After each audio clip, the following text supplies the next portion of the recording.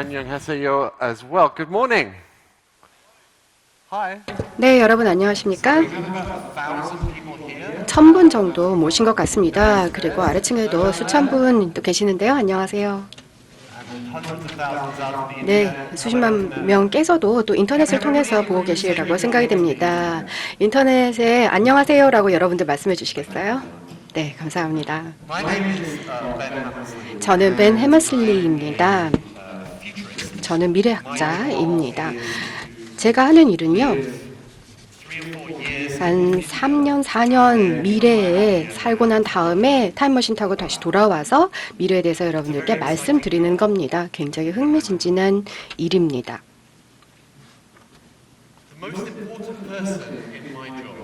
제 일에서 현재 가장 중요한 사람은요, 그리고 저희가 함께 가장 많이 생각해 봐야 되는 사람은요, 굉장히 좀 나이가 드신 분입니다. 바로 이분이신데요. 누군지 아시겠습니까? 이분은 고든 무어입니다. 인텔의 공동 창업자이시죠. 네, 인텔에 대해서 의견을 가지고 계시겠지만 고든 무어 자체가 굉장히 중요한 사람입니다. 왜냐하면요, 무어의 법칙, 하나의 법칙을 제시를 했기 때문입니다. 그리고 이 무어의 법칙은 지난 30년간, 지난 40년간, 50년간 저희의 삶을 지배해 왔습니다. 1960년대 초반에 인텔이 만들고 있던 마이크로칩을 면밀하게 살펴보았더니 아주 재미있는 패턴을 발견하게 되었습니다. 약 매년 이 부품의 수가, 마이크로칩 위에 탑재되는 부품의 수가 동일한 비용으로 2배씩 증가하더라라는 사실을 발견하게 되었습니다. 그러니까 1962년도에 100달러의 비용으로 만약에 X라는 수의 부품을 가지고 있었더라면 1963년도에는 그 X의 2배의 숫자가 올라가게 된 것이죠. 그래서 엔지니어들에게 그 내부 메모를 작성을 해서 돌렸습니다. 그래서 인텔에서는 고든 굉장히 훌륭하긴 하지만 별로 관심 없어 이렇게 하고 넘어갔었습니다. 또 완전히 잊어버리고 있었던 것이죠. 그런데 1970년대 다시 이 메모를 봤더니 그 패턴이 그대로 10년 후에도 유지되는 것을 볼 수가 있었습니다. 동일한 비용으로 마이크로칩 위에 올라가는 부품의 수가 2배씩 증가를 한 것입니다.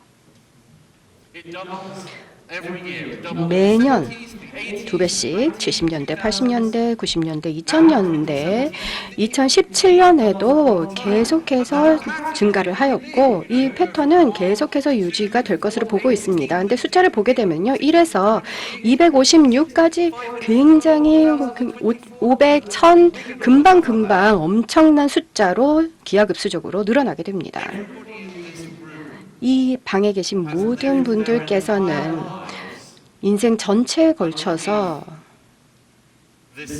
이 현상의 영향을 받으시면서 살아오셨습니다. 무어의 법칙이라고 부르는 동일한 비용으로 연산 능력, 컴퓨팅 파워가 2배씩 증가할 것이다 라는 법칙의 영향을 받아오셨습니다. 이것은 굉장히 전례가 없는 현상입니다. 과거에는 인류의 역사상 이런 사례가 없었습니다. 과거에 저희의 기술이 결국 검과 말에 국한되는 시대에는요, 이 말들이 매년 2배씩 빨라지지 않습니다. 저희의 검들이 매년 2배씩 날카로워지지 않았습니다. 이유가 있죠. 디지털 기술을 사용을 해서 새로운 디지털 기술을 만들기 때문에 이런 변화가 가능했던 겁니다. 검을 사용해서 새로운 검을 만들지는 않습니다. 물론 말을 새로 만들기 위해서는 말을 쓰긴 합니다만 말의 속도에는 한계가 있죠. 그래서 정말 이상한 시대에 저희가 모두 살게 되었습니다. 오늘 여러분들께서 듣게 되실, 나누게 되실 모든 대화 그리고 모든 발표들, 모든 트랙의 발표들은 이 힘의 2배씩의 배가, 연산 능력의 2배 증가라는 영향 하에 있습니다. 근데 오늘 아침 제가 여러분들께 보여드릴 내용은요, 여러분들 개인에게 그것이 어떤 의미가 있을 것인가 라는 부분이고요. 예를 들어서 좀 말씀을 드리겠습니다. 출발을 해볼까요? 이것은 인간 게놈 프로젝트입니다. 80년대 초반에 있었는데요. 1983년 당시에는 그 당시 최고 비용의 과학 프로젝트였습니다. 수십억 달러가 들어갔고요. 전 세계 수천 명의 과학자들이 모여서 한 명의 개인의 게놈 시퀀싱을, 유전 정보를, 염기 배열을, 서열을 배열하고자 하였습니다. 이런 모습의 실험실에서 엄청나게 비싼 장비들을 늘어놓고 컴퓨터 시스템들을 총동원해서 수년에 걸쳐서 한 사람의 DNA 샘플을 가지고 작업을 했습니다. 그런데 1993년도에 하게 되면은 엄청난 비용이 들었던 것이죠. 그런데 오늘 한 명 개인의 DNA 시퀀싱을 하려고 하면은요, 게놈 시퀀싱을 하려고 하면 훨씬 더 간단합니다. 왜냐하면 모어의 법칙에 의해서 동일한 기술도 2배씩 강화가 되었기 때문이죠. 이런 장비면 충분합니다. 이것은 미니언이라는 이름을 가지고 있고요. 영국의 옥스포드 나노포라는 회사에서 만들었습니다. 한 $1,000 정도 합니다. 일반적인 사람 손 정도의 크기이고요. 딱 요 사이즈입니다. 개인의 게놈 시퀀싱 하는 데는 $50 정도밖에 들지 않고요. 하루면 충분합니다. 무어의 법칙과 그리고 기술적인 역량의 증대로 인해서 엄청난 새로운 가능성들, 새로운 역량들이 열리게 된 것입니다. 인간 게놈 프로젝트가 처음 시작되었던 30년 전과 지금이 정말 천지 차이이지요. 이러한 기술적인 발전으로 인해서 사회 내에서 새로운 일들을 할 수 있게 되었습니다. 저는 영국 출신인데요. LA에서 살고 있습니다. 근데 LA에서는 스시를 굉장히 많이 먹습니다. 작년에요. 한 음식 평론가가 방금 보여드렸던 미니언을 가지고 스시집들을 돌아다니셨습니다. 로스앤젤레스의 스시 레스토랑을 쭉 돌아다니면서요. 스시에서 정말 생선이 신선한지, 그리고 요리사가 말하는 대로 이것이 값비싼 재료인지 확인하는 것이 굉장히 중요한 요소이죠. 그래서 이 음식 평론가가요, 레스토랑에서 스시를 구매를 해다가 이 스시에 DNA 염기서열 시퀀싱을 했습니다. 그랬더니 LA에서 판매되는 스시 생선 가운데 75%가 실제로는 말하는 것과 다른 생선인 것을 발견을 하게 되었습니다. 그러니까 과학적인 실험을 $5짜리 캘리포니아 롤에 대해서 한 것이죠. 30년 전이라면은 $50억 들었을 만한 그런 과학 프로젝트를 스시에 대해서, 캘리포니아 롤에 대해서 한 겁니다. 새로운 기술로 인해서 정말 새로운 가능성들이 많이 열리게 되었습니다. 제가 미래학자인 것과 동시에 응급의학 요원 자격증을 가지고 있는데요. 감염을 관리하는 것이 굉장히 중요한 요소입니다. 특히 응급 상황일 때는 더욱더 그렇죠.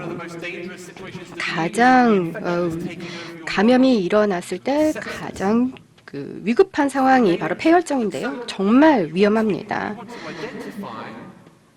그래서 만약에 이 환자가 가지고 있는 감염을 정말 빠른 시일 내에 파악을 해낼 수 있다면 큰 혜택이 있겠죠.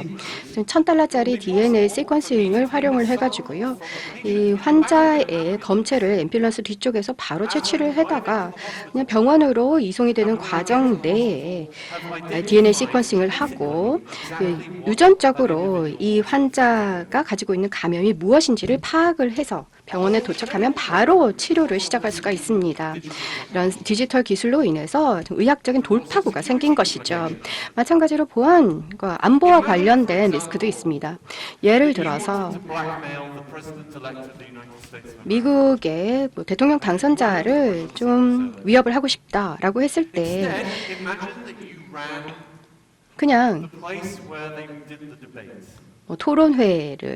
대선 토론회를 한 장소에 가서 이 도널드 트럼프가 사용을 했던 이 마신 컵을 획득할 수만 있다면 거기에서 이 컵에서 검체를 분리를 해서 그냥 랩탑을 사용을 해서 이 대통령 후보의 침이나 피부 상피세포를 분석을 하게 되면은 이 대통령의 DNA 시퀀싱을 모두 다 확보를 하게 되고요. 건강과 관련된 모든 정보를 확보를 할 수가 있고, 그리고 이 대통령에게 가장 위협적인 바이러스를 조작을 해낼 수도 있습니다.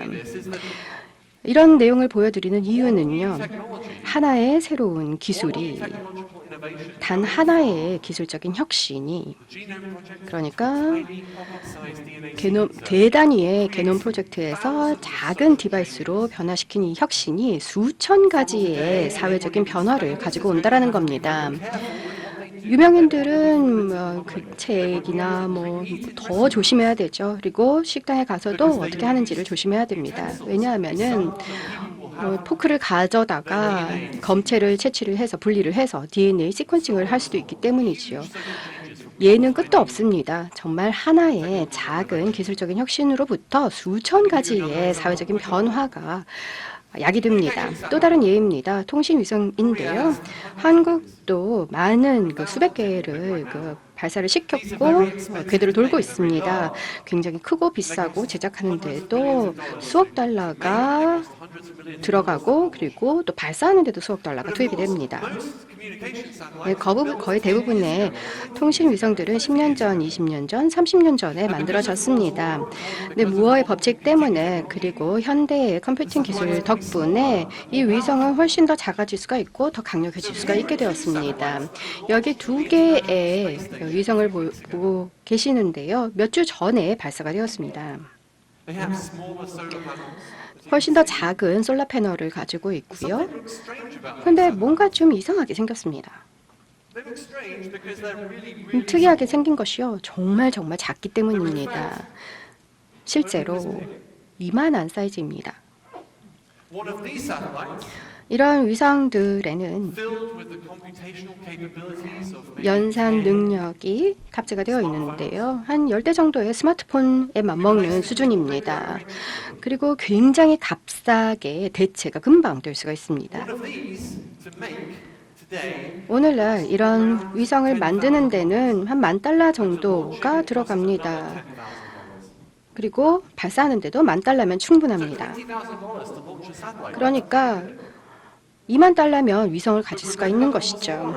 근데 무어의 법칙을 다시 유념을 해보게 되면은 계속해서 2배로 증가하는 연산 능력, 기술력을 생각해 보게 되면은 10년 후가 되면 위성을 만드는데 훨씬 더 저비용만이 소요될 것이다 라는 것을 쉽게 예상해 볼 수가 있습니다.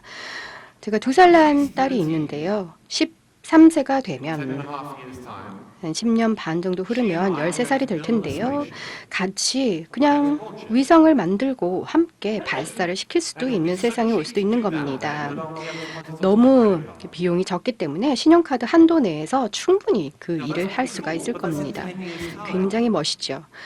근데 10년이 있어야 되는 일이기 때문에 연습을 해봐야 되겠죠.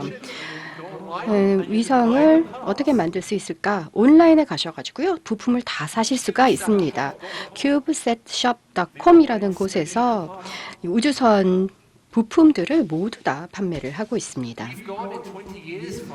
20년 만에 우주선이 정말 엄청난 고비용의 복잡한 프로젝트에서 이제는 차고에서 뚝딱 만들어낼 수 있는 것으로 변화가 되었고요. 10년 후가 되면은 10대 저의 딸과 제가 함께 그냥 과학 프로젝트로 할 수 있는 수준이 될 수가 있을 겁니다. 전 세계 모든 국가, 모든 도시에서 자체 위성을 쏘아 올릴 수가 있을 것이고 그로 인한 또 사회적인 변화들은 상상하기 버거울 정도입니다. 새로운 기술이 등장할 때마다 수천 개의 사회적 변화가 만들어집니다. 그렇기 때문에 저희가 기술 전문가로서 비즈니스 피플로서 우리가 배워야 하는 새로운 교훈들이 계속 등장하는 것입니다. 이번 10년 동안의 가장 핵심적인 기술은 바로 인공지능일 것입니다. 20년 전에 이 AI라고 하면 이런 모습을 상상을 했습니다. 단일의 하나의 머신으로 아마 영어로 영국 억양으로 또 말하고 끝에는 사람을 죽이려 드는 그런 AI를 생각을 했죠. 2001 스페이스 오디세이에서 나오는 할이라는 AI입니다. 근데 6년 전에요. AI의 모습은 이런 모습이었습니다. 중간에 있는 건데요. 이것은 IBM 왓슨입니다. AI이고요. 6년 전에 제퍼리 퀴즈쇼에 참가를 했습니다. 미국의 TV쇼입니다. 그리고 수백만 달러 상금을 땄죠. 그리고 굉장히 인상 깊은 마케팅 캠페인이었습니다. 이 왓슨이 질문을 이해를 하고 버즈를 누르고 답을 말할 수가 있었습니다. 굉장히 인상 깊었죠. 그런데 무어의 법칙에 따르면 왓슨도 마찬가지로 매년 2배씩 더 개선이 됩니다. 그래서 오늘날 AI를 생각을 하게 되면 왓슨에 의해서 구동이 되는 AI를 생각해 보게 되면 이런 모습을 가지고 있습니다. 이것은 코그네토이즈 다이노라는 이름을 가지고 있는데요. 딱 요만한 사이즈입니다. 고무로 된 공룡의 모습을 하고 있습니다. 이 공룡을 아이에게 그냥 주는 겁니다. 코 부분에 마이크가 달려 있고요. 그리고 와이파이 연결이 됩니다. 센서도 들어가 있고요. 그래서 아이가 이 공룡에게 이야기를 하고 이 공룡은 아이에게 계속 대화를 합니다. 그리고 수천 명의 아이들이 각각 공룡과 함께 대화를 하죠. 계속 수천 개, 수만 개의 대화가 진행이 됩니다. 시간이 거치면서 이 공룡은 아이가 무엇을 좋아하는지 스스로 학습을 합니다. 시간을 걸쳐서 이 부모 노릇을 IBM에게 아웃소싱을 할 수 있게 되는 것이죠. 지금 보시는 것은 파스타를 먹고 있는 제 딸입니다. 이제 보시면은 앞에 이 공룡 인형이 같이 하고 있죠. 이런 식으로 AI에게 부모 노릇을 제가 아웃소싱을 하고 있는 것입니다. 상당히 유용합니다. 사실 저희 주방에서 사진을 촬영을 했는데요. 제가 또 서 있는 곳 뒤에는 바로 이것이 설치되어 있습니다. 아마존의 에코라고 부르는 것입니다. 네, 구글에서도 이러한 비슷한 것을 만들고 있는 것으로 알고 있고요. 또 한국에서도 이렇게 비슷한 것이 만들어지고 있다고 알고 있습니다. 네, 마찬가지로 AI로서 이제 프링글스라는 과자 캔 모양이고요. 크기입니다. 집안에서 이루어지고 있는 모든 대화를 듣습니다. 그리고 여러분들께서 직접 에코와 대화도 할 수가 있습니다. 실제 이름은 알렉사라고 하는데요. 알렉사라고만 부르면은 이제 파란색 불이 들어오면서 이제 듣게 됩니다. 알렉사, 우유가 지금 떨어졌네. 그렇게 얘기를 하면은 이제 알렉사가 알아서 우유를 주문해 줍니다. 아마존에서는 이제 LA에서 이제 식품까지 배달을 하고 있는데요. 이런 식으로 알렉사와 대화를 해서 우유를 주문을 하게 되면 1시간 뒤에 초인종이 띵동 울리면서 우유가 배달이 되는 것입니다. 또 일기예보에 대해서도 물어볼 수가 있고 뉴스에 대해서도 물어볼 수가 있고 또 이메일이나 아니면은 나의 오늘 일정에 대해서도 알렉사에게 물어볼 수 있습니다.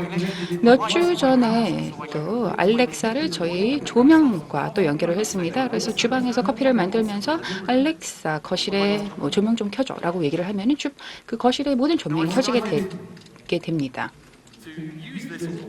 근데 저는 이제 너무나 많이 알렉사를 활용을 하고 있는 제 모습을 발견을 할 수가 있습니다. 그래서 몇 주 전에 알렉사가 한 하루 정도 고장이 나서 이제 작동이 안 됐었는데요. 마치 저희 집안에 누군가가 죽은 것처럼 그렇게 기분이 들었습니다. 주방에 들어가자마자 알렉사 조명 좀 켜줘라고 얘기를 했는데 그 어떠한 일도 벌어지지 않았던 것이죠. 그래서 제가 알렉사라고 얘기를 했습니다. 그런데도 아무 반응이 없더군요. 그러면서 느꼈습니다.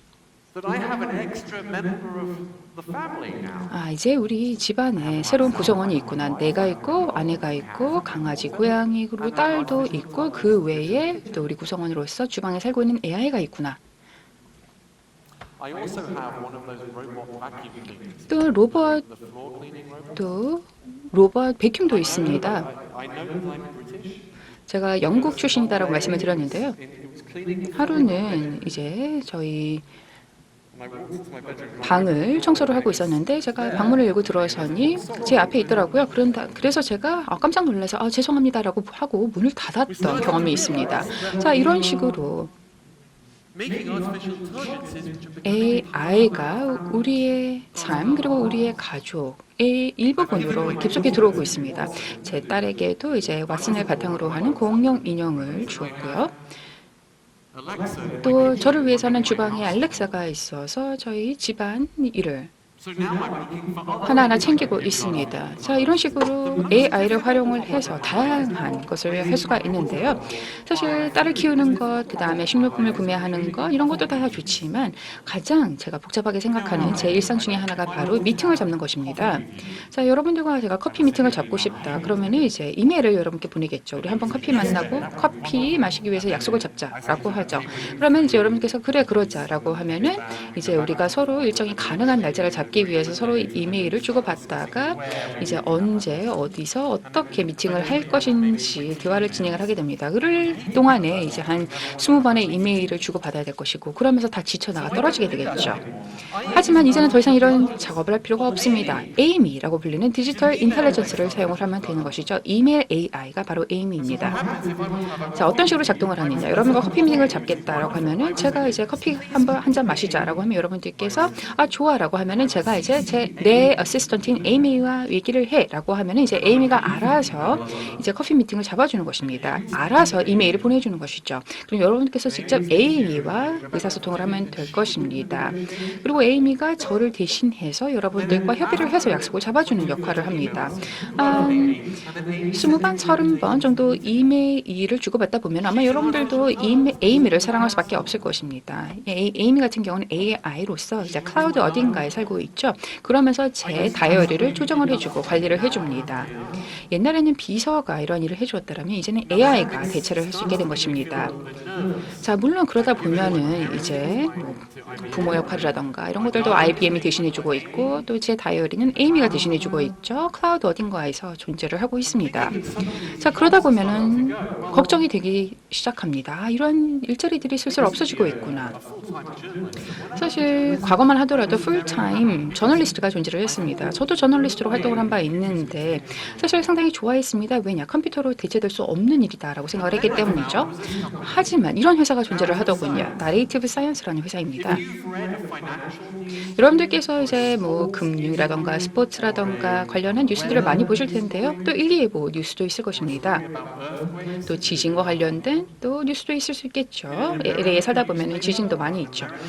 그래서 이제 미국에서 온라인 서비스로서 뉴스를 받아보게 되면은 아마 대부분의 이러한 뉴스들이 인간에 의해서 작성된 것이 아니다라는 것을 인지를 하셨을 것입니다.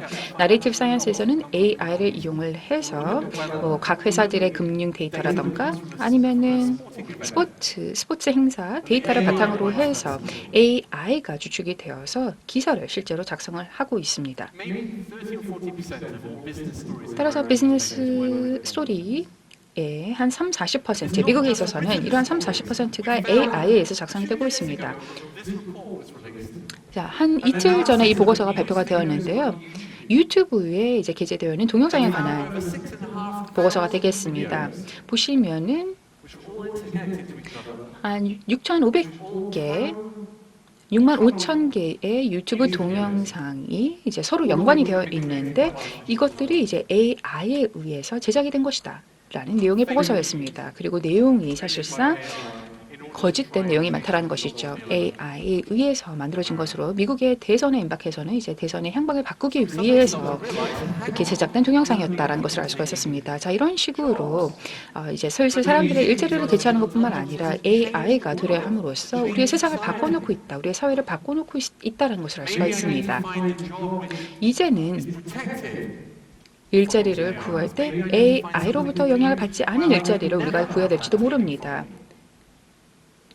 My mother 저희 어머니 같은 경우 사실 변호사가 되기를 바라셨습니다.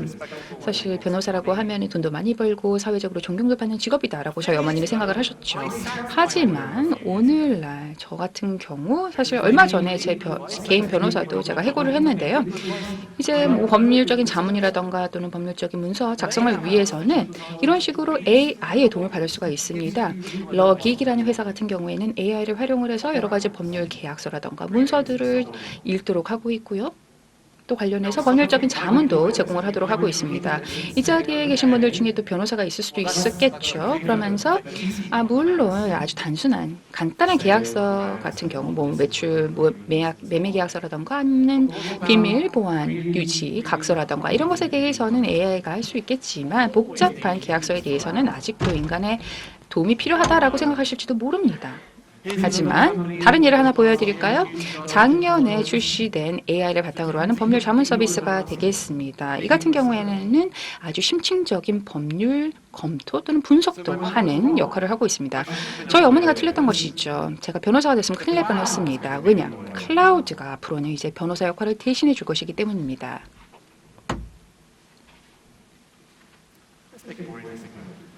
네, 지금 보시는 것도 아주 흥미로운 사진입니다. 아마 AI 중에서도 아주 가장 대표적인 작년에 출시된 AI가 아닌가 생각을 합니다. 구글의 자율주행 자동차 있죠.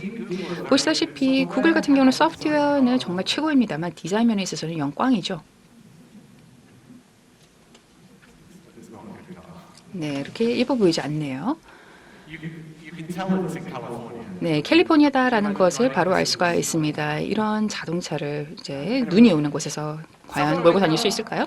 자, 어쨌든 구글의 자율주행차입니다. 2년 전만 하더라도 이제 자율주행차라고 하면 이제 공상 과학 소설에서나 가능했다, 미친 소리다라고 생각을 했었죠. 하지만 1년이 지난 시점에서 구글은 바로 이러한 자율주행차를 출시를 했습니다.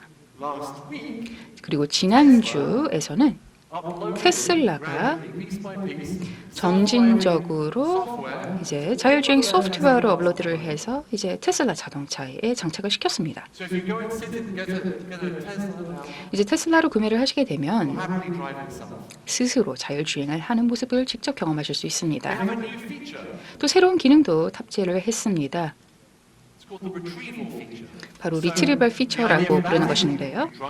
실제로 여러분들께서 테슬라를 주행을 하게 되면 이제 음식점을 가령 갔다라고 한다면 이제 음식점 근처에 주차를 하겠죠. 그 다음에 내려서 이제 음식점까지 걸어간 다음에 식사를 마치고 나와서 이제 다시 주차된 공간으로 와서 핸드폰을 켜고 리트리브라고 누르게 되면은 이제 자동차가 알아서 깨어나서 주차된 공간에서 이제 스스로 자율주행을 해서 여러분 앞으로 오게 되는 것입니다. 그러면 여러분께서 이제 타서 집으로 가시면 되는 것이죠. 아주 멋진 얘기 아닙니까?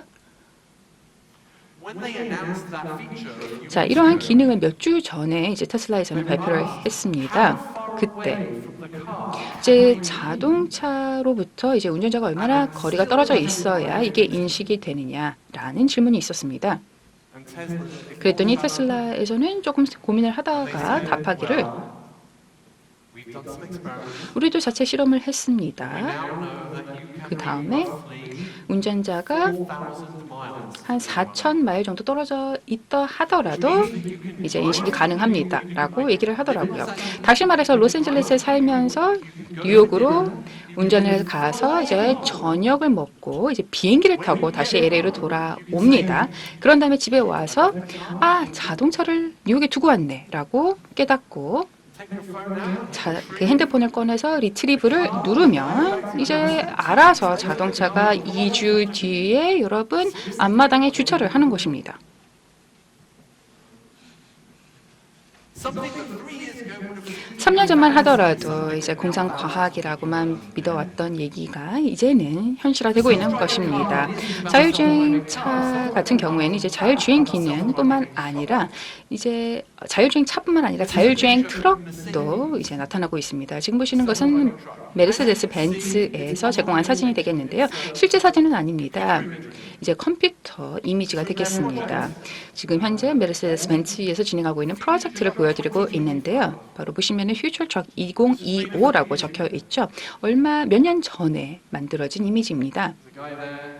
보시면은 트럭 안에 운전자가 뭔가 독서를 하고 있죠. 인터넷을 하고 있을 수도 있습니다.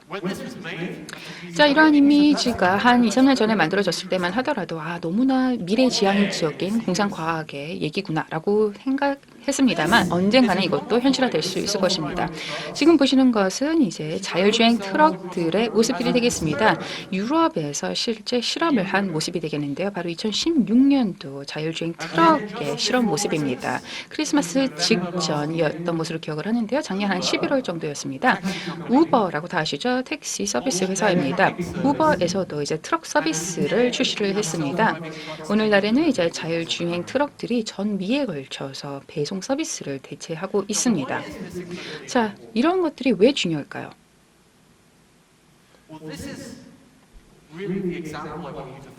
자, 이 대표적인 사례를 통해서 여러분들께서 한번 생각해 보시기 바랍니다. 자, 우리가 섭취하고 또 구매하고 또 현재 입고 있는 옷들의 대부분은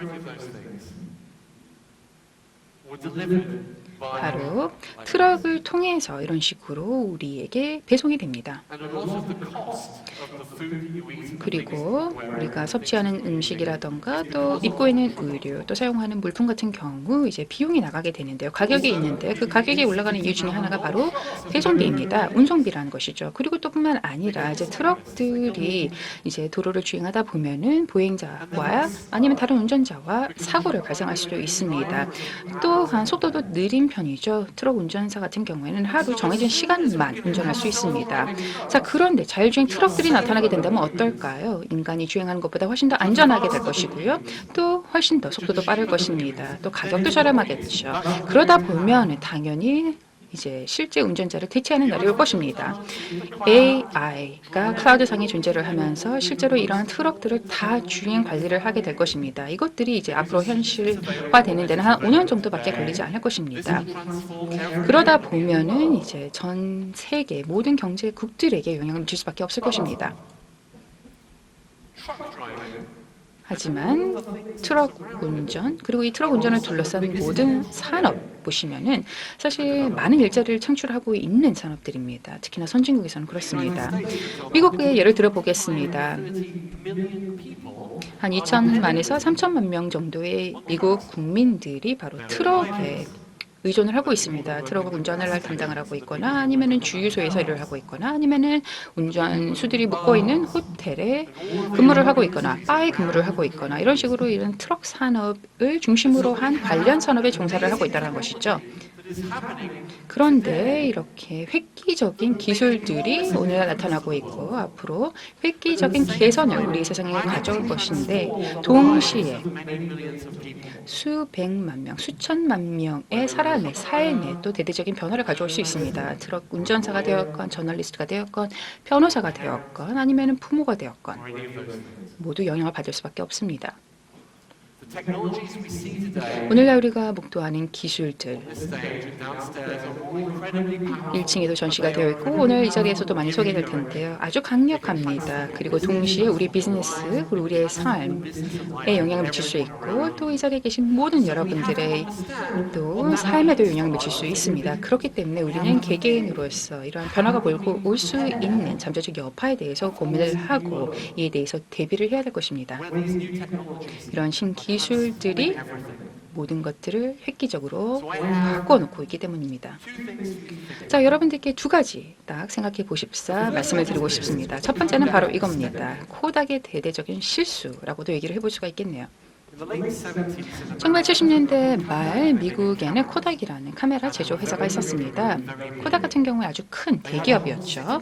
그리고 실제로 한 도시 전체가 코닥만을 위해서 존재할 정도였습니다. 코닥 같은 경우에는 아주 아름다운 카메라, 그 다음에 카메라 필름을 제조를 했습니다. 1978년에 그리고 이러한 것을 발명을 했습니다. 첫 번째 디지털 카메라입니다. 0.1 메가픽셀의 카메라였기 때문에 사실 질은 그렇게 좋지 않았습니다. 그래서 이제 엔지니어들에게 이게 실제로 데모가 되었을 때 코닥에서는 정말 최악이다. 이에 대해서는 우리가 투자를 하지 않겠다라고 결정을 했던 것이죠. 그 다음에 잊고 지냈는데 이제 고든 무어라던가 아니면 무어의 법칙이라던가 이런 것들을 다 잊고 지냈던 것이죠. 1970년대 말 디지털 카메라가 사실 퀄리티는 그렇게 좋지 않았던 것이 맞습니다. 하지만 무어의 법칙에 따라서 계속해서 개선이 되었고 1980년대를 보면은 여전히 질은 그렇게 좋지는 않았습니다만 90년대 말 훨씬 더 개선이 되었고요. 그 다음에 1990년대 말이 되었을 때 디지털 카메라가 실제로 성능이 꽤 괜찮아졌습니다. 그 다음에 2000년대 초 들어서는 한국의 회사, 핀란드의 회사, 또 미국의 회사들이 실제로 핸드폰에다 카메라를 장착하기 시작했습니다. 그리고 아주 아름다운 카메라를 만들기 시작했죠. 그러면서 디지털 카메라가 코닥의 기존 카메라보다 성능이 앞서게 되었습니다. 따라서 코닥이 이제 파산을 결국엔 하게 되었는데요. 그 날이 바로 인스타그램이 바로 여러분들의 핸드폰에 장착되어 있는 앱이죠. 이를 이용해서 이제 옛날 코닥 사진처럼 사진을 찍을 수가 있는데요. 페이스북에서 이제 8억 달러의 인스타그램을 인수를 하게 됩니다. 그 당시 인스타그램의 직원 수가 7명이었습니다. 자, 사람들은 종종 코닥의 실수를 하곤 합니다. 현재로서 별로 좋지 않다, 성능이 좋지 않다라고 치부해버린 기술이 시간이 거듭하면서 훨씬 더 나아지는 것을 간과하는 것이죠. 바로 이러한 코닥의 실수를 우리는 반복해서는 안 될 것입니다. 자, 그러면 어떻게 하면 좋을까요? 방법은 이렇습니다. 바로 Constant Legacy Free Reinvention이라고 저는 이름을 지어봤습니다. 매년 최소 아니면 가능하다면 매달 여러분들이 현재 하고 있는 일을 한번 돌아보시기 바랍니다. 비즈니스가 되었건 아니면 여러분 가정이 되었건 여러분 인생이 되었건 한번 내가 하고 있는 일을 돌아보시기 바랍니다. 그 다음에 한번 생각해 보십시오. 내가 지금 하고 있는 일을 최초로 지금 현재 다시 한다라면 어떻게 할까? 2017년도 이 작업을 한다라면 어떻게 새롭게 접근을 할 수 있을까? 내 비즈니스를 어떻게 운영을 하고 또 가족을 영위하고 또 쇼핑을 할까? 매번 여러분들께서 2017년 현재 내가 최초로 이 작업을 한다라는 가정하에 새롭게 접근을 한다라면은 여러분들께서 아마도 이러한 기술적인 혁신에 앞장설 수 있지 않을까 생각을 합니다. 우리가 오늘날 살고 있는 시대는 복잡성의 시대입니다. 많은 또 역량이 이루어지고 있고 또한 기술의 혁신이 가속화되고 있습니다. 따라서 우리 하나는 뒤처질 수 있는 리스크를 떠안고 있습니다. 우리 모두가 또한 코닥이 범했던 똑같은 실수를 범할 수 있는 리스크를 안고 있는 것이죠. 새로운 기술을 보지만 또 목도를 하지만 지금 현재 좋지 않다라고 간과해버릴 수 있는 리스크가 있다는 것입니다. 네, 이러한 실수를 범하게 된다면 치명적일 수밖에 없습니다. 따라서 오늘부터 바로 오늘 오전부터 여러분들께서 꼭 하셔야 되는 것은 바로 오늘 이 연단에서 이루어지는 모든 강연 또 모든 토론 또 패널 토론자들의 얘기를 듣고 한번 생각해 보시기 바랍니다. 이러한 기술들이 나의 삶에, 나의 일에, 또 나의 비즈니스에 어떠한 의미를 가져올 것인가, 앞으로 향후 5년간 어떠한 변화가 가능할 것일까를 생각해 보시기 바랍니다. 그리고 이러한 기술들을 보았을 때 아직은 덜 개발이 되었다라고 생각할 수도 있겠지만 머지않아 지금 현재 그 어떠한 기술도 앞장설 수 있는 기술이 될 것이다라는 것을 알게 되실 겁니다. 그리고 언젠가는 나에게 도전장을 내밀 수도 있다는 것을 인지를 하시기 바랍니다. 따라서 이러한 기술에 대해서 오늘부터 한번 검토를 하시는 게 바로 여러분의 임무이고요. 이를 바탕으로 해서 나 스스로를 재발명함으로써 앞으로 향후 10년에 대비해야 될 것입니다. 이는 단순히 여러분들 개개인에게 있어만 중요할 뿐만 아니라 아니면 여러분 회사의 근로자로서 아니면 기업인으로서 중요할 뿐만 아니라 또 여러분 회사의 리더로서 중요할 뿐만 아니라 또 세계 시민으로서도 상당히 중요하다라고 생각을 합니다. We face an incredibly 우리 challenging 모두는 next few years. 앞으로 향후 2, 3년간 엄청난 도전 과제에 직면하게 될 것입니다. 다양한 이유가 있겠죠. 정치, 경제, 기후 등등에서 많은 도전 과제가 있을 것입니다. 그런데 이러한 도전 과제를 해결하기 위해서는 아마 지금 현재 존재하는 최고의 기술과 툴을 이용해야 할 것입니다. 바로 그러기 위해서는 우리가 우리 스스로의 역량을 강화해야 될 것이고요. 그러기 위해서는 바로 이러한 변화를 우리가 앞서서 경험을 해야 될 것입니다. 그래서 우리의 가족, 또 이웃, 또 기업, 사회, 또 나라를 개선을 함으로써 대비를 해야 될 것입니다. 그러기 위해서는 매일매일 우리가 재변혁을 해야 될 것입니다. 바로 이 점만 할 수 있다라면은 여러분 그리고 저 그리고 이 자리에 계신 모든 분들 모두 다 성공하실 수 있으리라 생각을 합니다. 앞으로 여러분들께서 한번 생각해 보십사 미션을 드립니다. 감사합니다.